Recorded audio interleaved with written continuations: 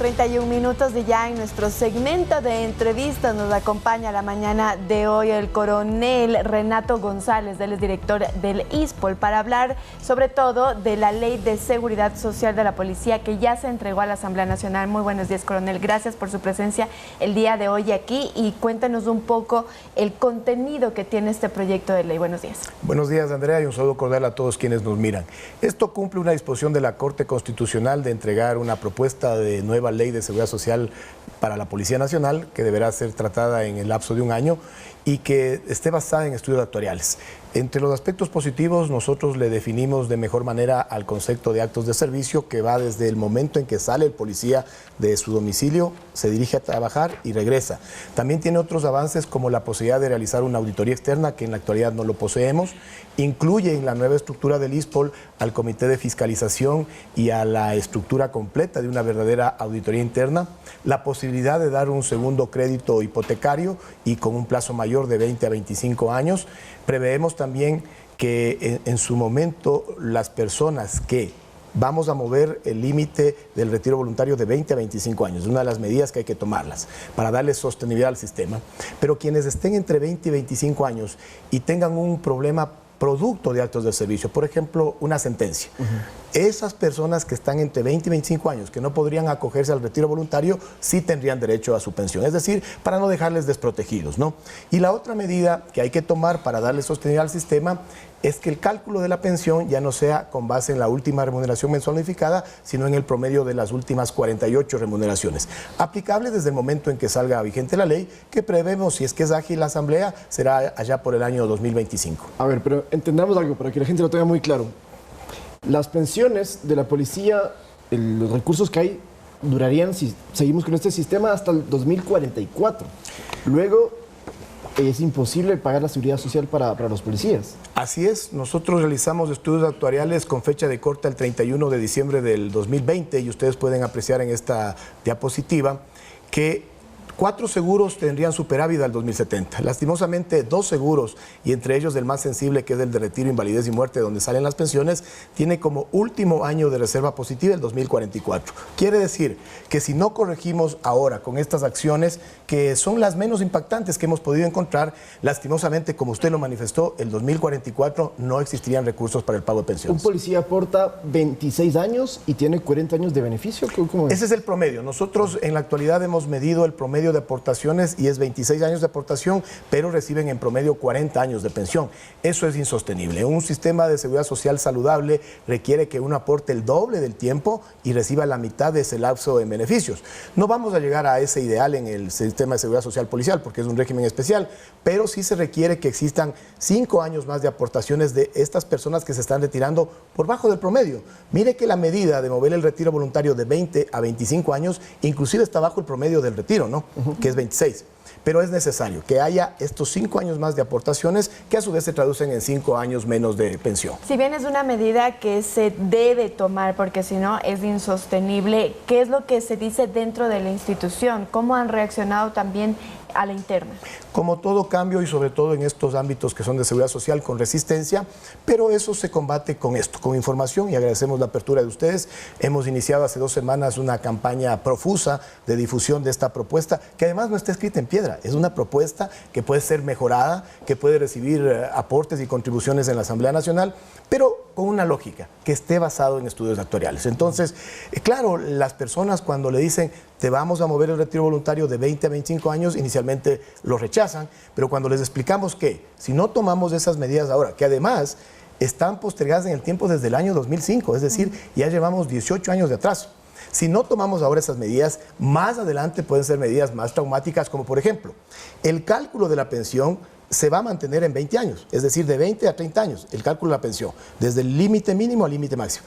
Si no hacemos ahora este movimiento del retiro voluntario de 20 a 25 años, más adelante se podrá proponer que el cálculo de la pensión y que el retiro voluntario empiecen a los 25 años y se extiendan a los 35 años, que es algo más fuerte. Por eso es que hemos considerado una serie de alternativas y encontramos las dos que generan un menor impacto. ¿Por qué se dice que hasta el 2025 la Asamblea Nacional debería ya dar paso a que se apruebe este proyecto de ley? ¿No es mucho tiempo hasta el 2025? La sentencia de la Corte Constitucional le da el plazo de 1 año a la Asamblea Nacional para que procese, pero recordemos que esto tiene un tratamiento de que el CAL le enviará a la Comisión de Derechos de los Trabajadores y Seguridad Social. Ahí harán un debate de unos 3 meses para tener el informe listo para el primer debate del Pleno. Luego viene el debate del segundo debate y pasa luego al veto presencial.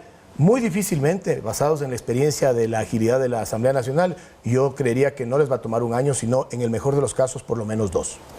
Una duda que a mí me queda con todo esto, y para despejarla también, estas medidas aplican tanto a la tropa como a los oficiales. Es lo mismo para todos. En seguridad social no se puede discriminar por jerarquía, sino que en seguridad social nos referimos a aportaciones. Y buena su pregunta, porque hay muchos que también se dejan llevar por el criterio de que esto es regresivo en derechos.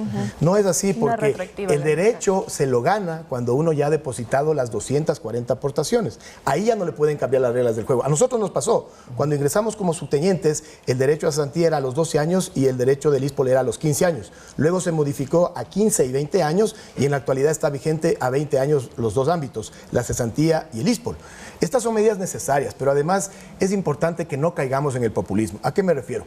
Cuidado, y en la Asamblea Nacional esto se prostituye, se lo maneja de una manera populista y nos vienen esos discursos de que mantengamos el status quo. Eso es lo peor. Eso, como yo digo, es darnos un tiro en el pie, porque es pan para hoy y hambre para mañana. Muy bien, en este proyecto de ley también se está proponiendo, valga la redundancia, la estructura del ISPOL. ¿Cómo funciona ahora y cómo sería? Esto está orientado a que pongamos los controles necesarios para evitar que vuelva a ocurrir un atraco. Anteriormente el director general era una especie de figura central que estaba en el comité de inversiones, en el comité de riesgos, director general y secretario del consejo directivo. ¿Hasta ahora eso es así? En la actualidad lo hemos sacado de la comisión de inversiones, pero en la propuesta queremos sacarlo también del comité de riesgos y que esa figura la emplee el subdirector general. Creamos este comité de fiscalización que es necesario para que no se repitan los actos de incorrección y también esta verdadera estructura de auditoría interna. Pero le damos una posibilidad de que se pueda contratar inclusive esporádicamente una empresa de auditoría externa tipo Deloitte & Touche o Ernst & Young. En este momento no lo podemos hacer porque por ley solamente nos audita la Contraloría General del Estado. Coronel, para confirmar, hay policías que están solicitando la baja producto del temor de esta propuesta y como usted dice que puede ser regresiva, ¿eso es verdad? Claro, lo que pasa es que deben recordar que el ISPOL ha sido víctima del crimen organizado político, económico, transnacional. Apenas se entregó la propuesta, empezó una campaña de mala información, de manipulación, inclusive que busca sembrar descontento en las filas policiales y lastimosamente muchos compañeros se dejan llevar por esa desinformación. Nuestro consejo es: vayan a las fuentes, descarguen la propuesta de ley que está en la página web. Ustedes podrán ver que no es, como les han dicho, una nefasta propuesta, no, pero además, les reitero, es mejorable, es perfectible. ¿Cuántos han pedido la baja hasta el momento? No ha existido una salida inusitada, ¿por qué? Porque existe el requisito mínimo de los 20 años, ¿no? Pero sí hemos tenido casos de personas que están completando los 20 años. ¿Cuál es el daño que ellos se hacen a futuro? Porque salen con una pensión muy baja. Les doy un ejemplo. Un sargento primero que tiene 20 años de servicio, en el servicio activo gana $1.500 de promedio. Me refiero desde el primero al quinto año del grado. Esos $1.500 hay que multiplicarle por el factor de cálculo que es un techo para las pensiones. Es decir, el sueldo de un servicio activo no puede ser igual que una pensión.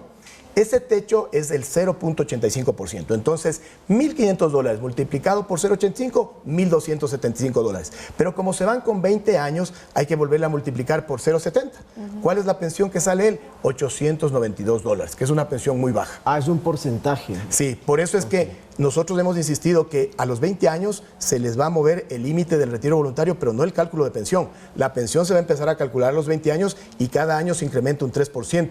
Nosotros incluso aconsejamos que el personal se retire con 27, 28 años o quizás con 30. Pero además hay que hacerse 2 preguntas. Si ya tiene su casa pagada y si ya educó a sus hijos. Si cumple esos 2 requisitos, listo, puede estar en el retiro.